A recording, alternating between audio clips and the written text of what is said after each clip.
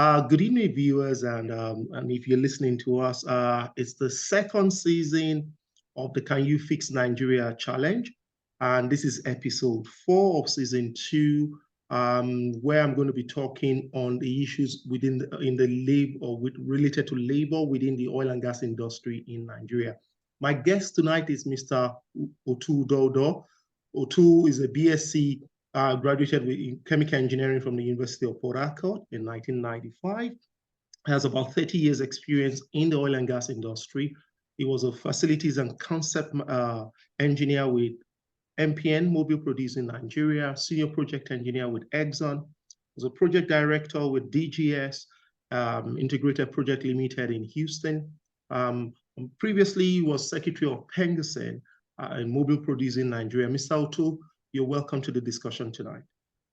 Thank you, Kunle. It's my pleasure to be here and to reach out to the audience. And thank you for having me on to talk about things that are dear to us, and one in particular that's very dear to us, which is the spent most of our lifetime, and happens also to be the industry that provides a lot of good overall for humanity. So I'm glad to be here. Oh, thank you very much. It's good to see you after such a long time. I'm going to there are quite a lot of questions I want to really ask you tonight, and because like you know, there seems to be issues around our industry which seems to be recurring. I mean, and they're a bit worrisome. I think the first question that comes to my mind when I think about labor, personnel, and human development in our industry, in Nigeria specifically, is why is it that across the world, we have so many other companies who have developed their human capacity so much, but in Nigeria, we seem to be struggling? Why do I say that? If you look at Nigeria, we discovered oil, or we started production from our first well in 1956. Countries who started much after us, much later, Norway started in 1970, for example. They have a lot of world-class companies. They are able to execute projects successfully using their own local resources. Why have we not been able to do that in Nigeria? I think the challenge is it's a greater malaise than just the industry. We need to step back a bit and let's look at the whole Nigerian experience. The Nigerian one that was born with so much promise. I mean, there are very few countries around the world that have the mix of things that we have in Nigeria: natural resources, the human capacity, and then these things are a short tap away. So we haven't had a bit of the adversity that has driven some of these other countries. And let me put the adversity in this light. Yes, we've had a civil war. Most countries have had internal turmoil. But out of the internal turmoil, if we place ourselves side by side, Korea, internal, look at where they are. They've had great things come out of Korea. I don't know if the audience or you would remember a company called Lucky Gold Star. Yes, LG today. LG. And I remember when Gold Star came out with some of its earlier products, it wasn't the best, but it was a start. And in the case of Nigeria, we've had opportunity for several false starts, because sometimes you fail. I mean, what's his name? The good old guy that designed the light bulb talked about 1,000 ways to not make one and found one way. So the challenge with the Nigerian case has been adversity has not really helped us, because in the long run, it's been easy. It's easy to dig a few meters down and then you find gold, versus some places where you really have to dig deep to find gold. It's been relatively easy to drill a well in Nigeria, and then you produce thousands of barrels of oil a day from that well, versus places where you had to drill long, rich, horizontal wells. So the thing is, the ease with which we've been able to get things done has really not helped us in Nigeria. That's the first thing that I would like to bring to this discussion, because sometimes adversity does help. You use Norway as an example. They've got extremes in weather. I mean, the North Sea is not the calmest place in the world to do anything, whether it be fishing, whether it be generating electricity or finding oil. So when you do have adversity, it does drive a need to excel. It does drive a need to want to come out as the top of the pack. In Nigeria, we have 200 million people, and then 180 of them are waiting on the government. That's a second challenge. Okay. But too, my question though, I mean, but look at it this way though. My issue is that this is an industry where we have a lot of smart people. I mean, I've never contended with the fact that Nigeria has a lot of smart people. Yeah. And everywhere around the world, you see Nigerians go out and they do well. Do you understand? I mean, I've worked in at least 6 or 7 countries around the world now in the oil and gas industry where I see Nigerians doing well. So it really baffles me why we cannot seem to get anything done. I'll give you a quick example for you. I mean, I don't know any major feed that we have done in Nigeria, just feed, not even full EPC of a major project that we have done in Nigeria, apart from Egina. Okay. Now, it's a good thing to have the global view and to see how things get done around the world. But the brilliant people in Nigeria, what's the risk versus the reward? If I cross the first hurdle of getting into the industry, what else is there to drive me? I'm guaranteed by the circumstances around me that being the crab that's at the top of the ladder, I really don't have to bother about other crabs pulling me down. So there's nothing to drive me. To drive you. If I get into an NNPC, for example, I've scaled the first hurdle. There's nothing to drive me. If there's no threat to my livelihood because, in quote, I've got a guaranteed job. Job for life. I see. Guaranteed pay at the end of the month. And the guaranteed pay keeps me in a position where I can dispense favors and therefore not be bothered. So that's part of the problem with the Nigerian scenario. Actually, Otu, that was going to be my second question to you. Because you just mentioned about the issue of pay, you understand, right? And one of the questions I was going to ask you said, give or take, right? The average pay of an oil and gas worker in Nigeria is of the order of 10 to 20% or 10 to 20 times the average pay of other workers. What is the average salary in Nigeria today? Average government salary, 30,000 per month. You compare that to what our oil and gas guys get. So my question to you then is, how can we justify that pay? Because you just made a point about it now. How can we justify that pay in view of the seeming absence of technical capability? How can we do that? It goes back to the fact that my initial point about adversity. I take Samsung product, for example. If Samsung doesn't come out with a new product every year, everyone loses interest. So they have to continuously be innovative. They have to continuously seek to improve and even add things that we didn't know we needed. For example, who knew that I needed a fold phone? After my Motorola phone, did I ever think I would need a flip phone? Who knew that I needed a phone without the keypads? So these are the things that keep the innovation going. And that's why Samsung can charge $2,000 for a phone, and we charge $100 for a barrel of oil. And then if it's at $100 per barrel, everyone is screaming all around the world. So yes, there's a product, which is the oil. It is it's been deemed to be scarce just because of the number of people that need to use it.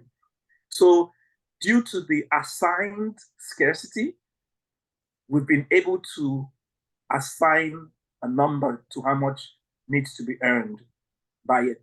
But if I were to step back a bit, cost me 50, 60, 100, maybe $1 million to punch a hole in the ground with a chance of economic in the 30s. And then, so when I do hit pay, then I can say to myself, well, I did this, and then depending on the volume. So for Samsung, for the $2,000 phone, they have to sell a few millions to kind of get volume that we get to in the oil industry. So because we have a product that is readily available, we've got volumes, we have some sort of negotiating power to say, I could charge this for my services. But in reality, it's not a true picture. So there's a disparity in Nigeria because the $100 million to punch a hole in the ground has to come from a bank. All right. Someone has to risk and determine if that's going to give me the reward. And if we look at the Nigerian condition, we haven't really done that. We haven't really put money where our mouth is. So we have a few people, like the proverbial crab, who've scaled out of the bucket down the top rung of the ladder, and they're saying, hey, if you need to keep the golden goose alive, you got to pay me this. Now, that scenario, there really is either. That doesn't sound very good. That doesn't sound very good. But let me take you to another place. Let me ask you a question, because some of these questions have come to me previously in discussions with some of our colleagues, some of our friends that you and I know. So somebody once asked me, he said, have I ever wondered why we have a very high preponderance of unionism in our oil and gas sector in Nigeria? PENGASSAN. You were secretary of PENGASSAN, for example, at some point. But when you go to, some of us have worked in Saudi and worked in Qatar or Abu Dhabi or UK. You don't have those kind of things. So why is it that we have these very high, very strong unions with very entrenched positions, in Nigeria, in a sector where people are earning hundreds of millions, and we have these very strong, are we part of the problem? That's part of the problem, Kule, unfortunately.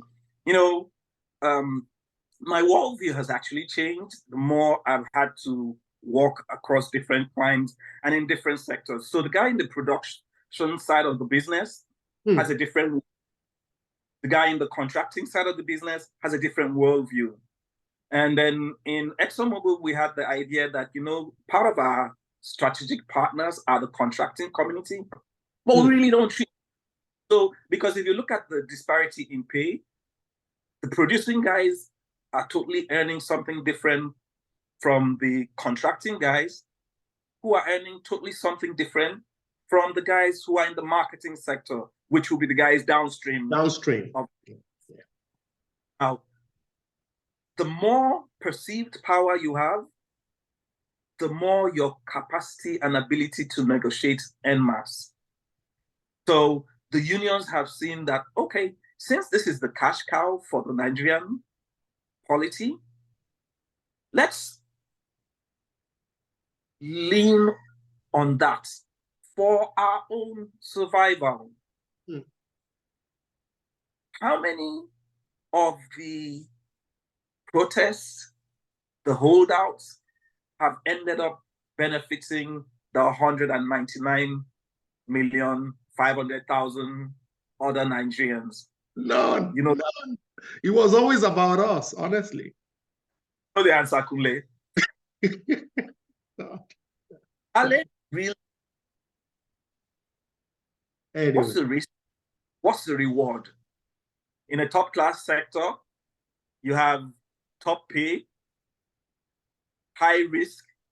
If I don't deliver on the product, if I don't produce that drug that's going to solve all the health problems, what happens? Nobody buys the drug. Versus the oil. thing and I leave the valve open and it keeps churning out at a base level, I'm guaranteed at least the price is low, $50 a barrel. If the price is high, $150 a barrel. Somehow, if the margins are good, if we can jig the tax laws, I get to keep more. But really, no one's feeding the bottom line, which is where's the innovation? Where's the training? How am I dispensing of this to the other stakeholders, which is society and the people? I can get of taxes that are paid. Should better. So really, the Nigerian condition is interesting. You mentioned Norway. Remember that it's a Scandinavian company that is Nokia. Correct. It's tech heavy. When was the last time you got a Nokia phone? 20 years. Because you know, and they're no longer relevant. That's the challenge.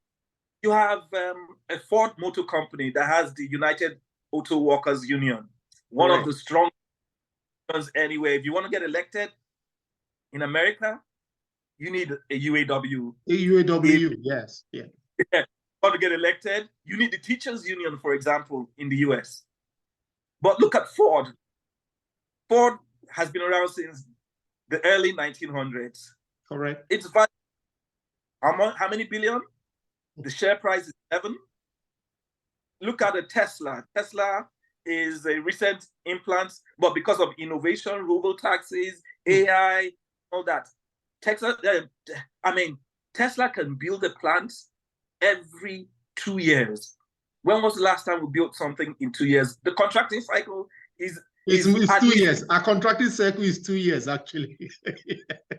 Oh my God. So really, the unions are capitalizing on the fact that, hey, we have a limited resource and we're controlling it. If there was a challenge, if there was something else to compete, then the union that they needed to really make a case for membership, they needed to make a case to the general public. Because right now, I don't know of any Nupen guy that needs to go to every ward, for example, in Etiosa, where I live, to go elect for votes. No, nobody. They just put your people into that nice place behind you, rah, rah, rah, rah, rah, rah, and then someone is elected, and he goes ahead and starts negotiating with the leadership. So really, the union is actually something that is detrimental to the industry because we're not driving innovation. As a member of the American Institute of Chemical Engineers, I need to do private personal development unit hours to keep my membership relevant. I need to attend. I need to make sure that I remain. What's PENGASSAN adding? Adding to anything, I see. How the training in the university in Calgary a few months back, and then in the University of Calgary, the petroleum engineering department can't sell itself. It can't attract talent. How do you attract talent? Yeah. How do you attract talent in Uniport, for example? Yes, I know there's an institute for petroleum technology that's out there, but I can guarantee you that perhaps the equipment is older than all my children. And my children. My God. So, okay. So, but Otu, okay. So I see. I agree with you on this, but for me, the problem is that this has been going on for such a long time. I mean, and like you said at the beginning of our discussion, right? This is not only in the oil and gas sector. Recently, there were people who were late to work, and one of the ministers in Nigeria shut them out. And these guys went to shut the minister in also. Now, nobody looked at the fact that these guys were not at work when they were supposed to be there. You understand? So my issue then is, if we have this problem, how can we correct it as a country? Now, remember, I'll give you a quick example. Remember, in the late 70s, we had these union problems in the UK, for example. Then, in the UK, Margaret Thatcher dealt with it, with the coal miners, which was probably the strongest unions that they ever had. So they dealt with that. Now, I'm not asking for anybody to deal with anybody, rough or whatever, but how can we correct, what are your recommendations that can help us to correct some of these anomalies that we see with unionism and other poor practices relating to labor in the oil and gas industry? How can we correct that? Of education. Hmm. Number of people that will say, you know, I went to St. Greg's. Yeah. St. Greg's did not belong to the Lagos State government. It was a private educational entity that the Lagos State government later took over and then recently handed back. Hmm. Correct. Correct. So there needs to be less of a reliance on government for everything. Because if we don't have centralized government, we'll get private people into electricity generation. You're talking about unions. The electricity generation unions are an interesting bunch. Look at it. The private schools tend to outperform the public schools anywhere in the world. Mm-hmm. Because there's that constant drive to excel, to innovate. Because if you don't excel and innovate, you won't stay relevant. So there needs to be divorcing of the dependence on a central government, except for the formation of laws to just ensure lives and well-being is protected. I can at the Lagos University Teaching Hospital cannot compare with a hospital that's a private concern in Victoria Island. Cannot. Because the drivers are different. The guy in VI knows that if he doesn't innovate and attract customers, he's not going to be around. The unionized Lagos State University, Lagos University Teaching Hospital doesn't have that drive. So somehow we need to be able to divorce government from running business. I know that they've tried to, you know, uncouple NNPC. But if I still have to appoint someone, then he knows that he's only beholden to the person who appointed him versus if he has to compete. If I had to put out an advert somewhere, LinkedIn, and say I'm looking for a new MD for NNPC Gas, NP, whatever the name is right now, and then the people that are coming in there, the guy that's coming in there is not beholden to someone in the Senate. He's just another employee.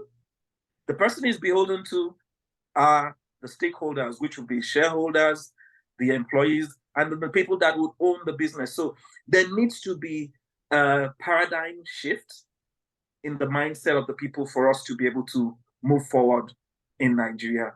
Shell has this. Okay.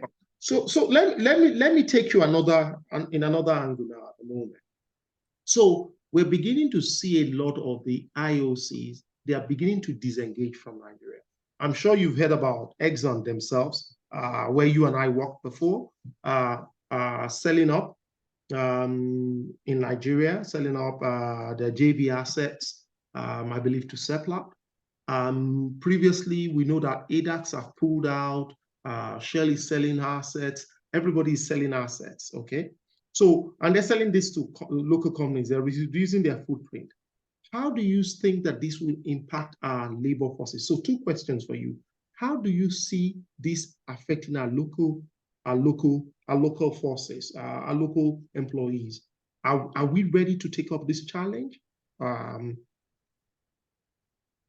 know, I mentioned my requirement to keep up my PDUs in order to remain relevant. Correct. The same would need to apply for the oil industry in Nigeria. Shell says, with our people, our technology, and our world-class, reliable, cheap energy. In Nigeria, we've answered the question of world-class, reliable, and cheap. The challenge is How sustainable is it? It used to be reliable. That's why we were producing over 2 million barrels a day. Correct. Right now, Correct. percent of going to oil theft. It's no longer reliable. Do we have the technology? The answer is no. Technology is driven by research and development. Compare Nigerian mining. Let's broaden the scope and say not just the oil industry, mining. Yeah.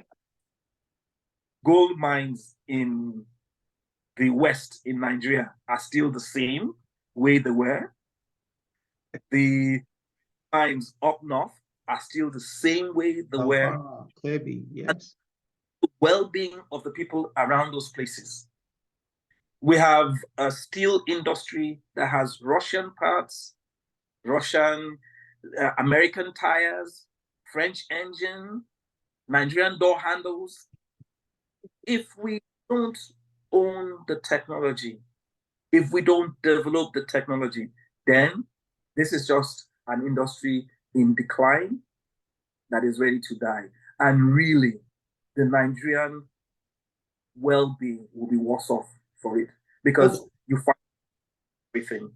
Tablets, petroleum jelly, lubricant, even the, in quotes, green components. You cannot make a solar panel without carbon. You cannot. Readily cheap carbon needs to be available for you to make green hydrogen. Because hydrogen. those compressed carbon. Yeah. You need reliable supply of oil to keep your 2x50 or 1x100 standby for the windmill that's consuming barrels of oil as lubricant a day. So, innovation that needs to happen to remain relevant. That's the first thing. Where do you drive this innovation? The companies, let's say salaries, wages, and benefits are 8 to 20% of what they have taxes that they need to pay. They have declining equipment that needs to be changed out. So the question is, if you don't invest in the declining to keep the baseline, in developing the technology, how do you survive? So the things that need, one, we develop the technology. We go to the universities. I mean, University of Ibadan was the bedrock of everything geology. Petroleum. Yes, geology, petroleum, yes. Now we have 4D seismic. Who's developing the seismic? Who's capturing the big data? Who's developing the AI? Because the only way we can process this data and make it, remember that I said it was people, technology, and work. We have top tier assets. So if I'm a Shell, I would leave Nigeria because there are too many hurdles now. Let's all my taps. Only 50% of. So Otu, let me, because we're running out now of time. Give me the good news then. So I come to you today. President Bola Tinubu has not picked the Minister of Petroleum. They pick you as the Minister of Petroleum. In 2 minutes, can you tell me how you will fix this problem? What would you do to fix the labor problems in the oil and gas industry in Nigeria? First and foremost, I ask for everyone to reapply for their jobs. Thank you, sir. From the guy that's at the gate, why do I need to tell me, why do you want to work here? I mean, I deal with people, and the first question they ask you is, why do you want to work here? Yes, you put out an advert. Yes, you said you wanted this position. Yes, I have the skill sets, but why do I want to apply it to your business? When you do that, I understand, okay, you understand my perspective and you really want. Second, if you don't ask me, where will I be in 5 years? It means you have no expectation of yourself. You've arrived. Wow. Do that. Everyone needs to come with a plan of where they want to be in 5 years. Where do you? Because if I have a vision and I'm the right type of leader and you, the follower, don't see my vision, we don't see things the same way, then it's a recipe for disagreement. Thirdly, I would ask that we put our money where our mouth is. On this resource, this great resource, it's the 125 years of the oil industry has brought humanity out from what was the Stone Age. We wouldn't have cars readily available, electricity readily. So we need to understand the entire spectrum of the business. So if you're a geoscientist, you're a geophysicist, you are a reservoir engineer, you are a process engineer, you are a construction project management type person, you need to tell me what you're bringing to the table. If we do this, then chances are that we will have a revived, vibrant oil industry. Are there places for the union? Yes. I mean, sometimes a leader gets carried away in his vision and doesn't see human aspects. But at every time the leader considers the human aspect, I mean, we used to call them HR departments. Now it's talent acquisition and capital development. Wow, Otu, it's great to speak with you on this. I've run out of time, but I really appreciate your speaking with us tonight. I recap very quickly what you said to us. Everybody needs to reapply for their job to be sure that they know what they are putting themselves into. They need to have at least a minimum of a 5-year strategic plan. What are they going to be? Where do they see themselves? Where do they see the industry going down? They need to walk the talk, put their money where the mouth is. You know, you talked about innovation. You've said quite a lot to us tonight. So thank you very much for being with us on the discussion tonight. In one of the subsequent ones, we'll be bringing you back in to talk to us again. It's a pleasure seeing you again. Thank you so much. Contribution that really does get people to listen and engage and bring about a change. Thank you, Kunle, for the opportunity. Thank you very much. Thank you. Thank you.